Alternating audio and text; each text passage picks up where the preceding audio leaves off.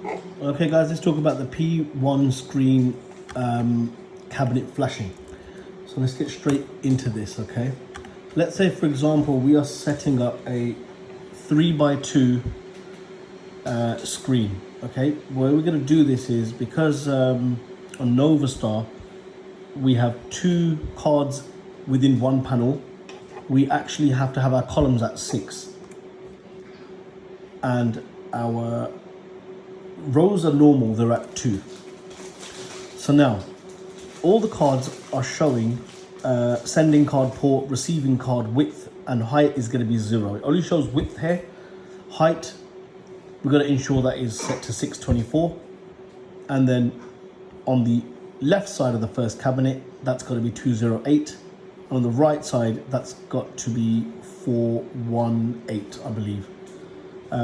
What we're going to do is start the chain. So if your first chain starts here, it will look something like that.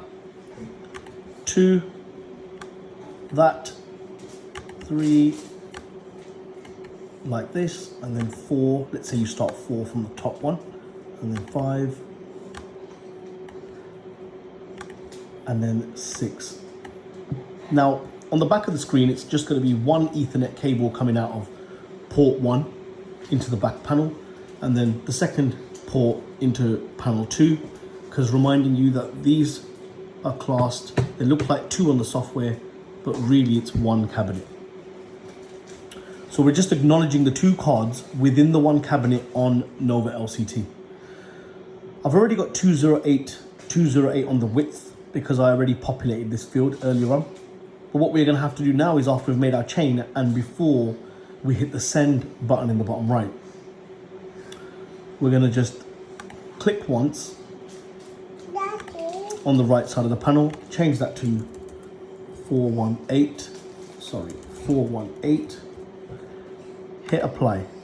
That's changed both upper and lower screen, but without affecting the first row that because we didn't click on that. Okay, so we're now then going to skip this one because this is already 208, and we're going to change that to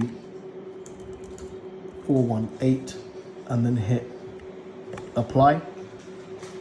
And then on the final one, we're going to do exactly the same thing.